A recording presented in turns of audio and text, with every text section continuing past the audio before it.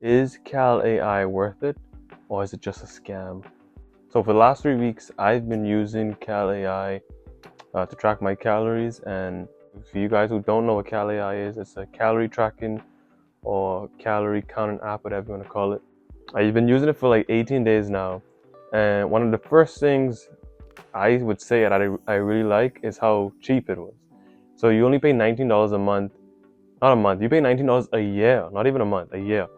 Other apps like MyFitnessPal and I don't know what I mean.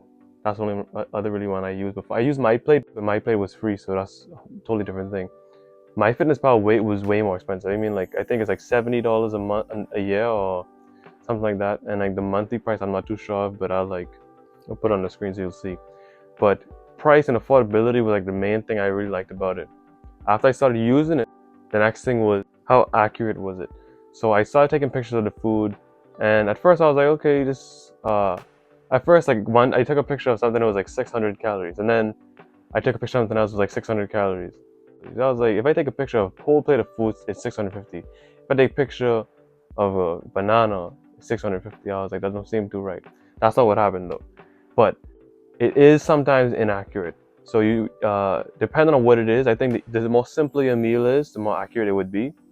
Now, the more complex you get, obviously the harder it would be for the AI to see the different stuff on your plate, to know everything was in it. So like if you have olive oil in your food, obviously the app can't see oil.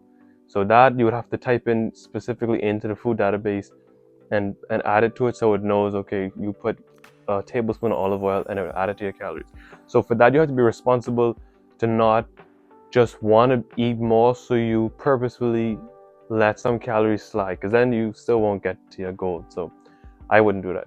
Make sure if it doesn't pick up the stuff you have, or it's not as accurate as you know it should be, as in you put a cup of rice but it only label it as a half cup, because it does give you all, when you take a picture of your food and you scroll down, it would give you whatever it sees on the plate. It'll say a half cup of rice, a cup of vegetables or broccoli, one banana.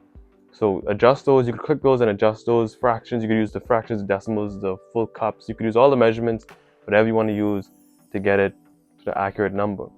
Now, another thing I like about it is its simplicity. Because you could just pick up your phone, take the picture, have it do all the calorie tracking for you, you tend to be way more consistent.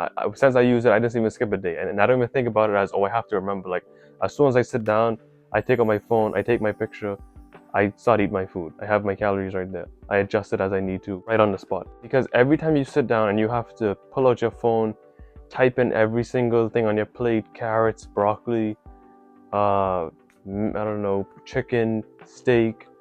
Let's say you got like Chipotle, now you have to put in all the millions of ingredients in that bowl or whatever. I don't know, I never even had Chipotle, so I don't know why I use that as an example. But whatever you have, now you have to put it all in. And I did it before, and it's just not that fun. So sometimes you sit down to eat and you be like, you look at that bowl and you say, this could be a bunch of work for me to put this in. So you know what you do? You don't put it in. You just eat the food, and now guess what? You lost all your progress, and you don't want to lose progress. So Cal AI helps you. I don't know why I'm doing this as if they're paying me.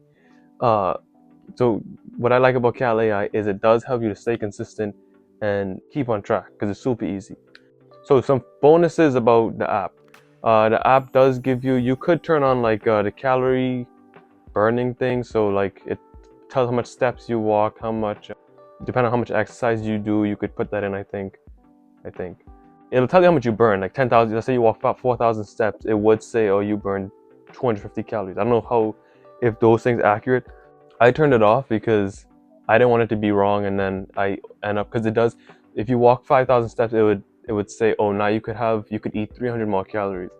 And I mean, while that does sound good, I don't want it to be wrong and then I eat 300 calories and then be off on my weight goal just because it said I ran on the treadmill for 45 minutes. Now, another thing the app does have is you could save your foods. So let's say you sat down for lunch, you took a picture of your food, you could press save and it would go in your saved foods, and now you could have that for another day when you go to lunch. You could, instead of taking another picture, you could just go on your saved foods, find that exact meal and click add, and it'll be that easy. So If you're considering whether or not you want to buy it, I would say I think it's worth it to do so. It depends on how serious you are about losing weight. But if you are serious about losing weight, I would say it's a really good tool to stay on track and actually get your goal, and actually reach your goal.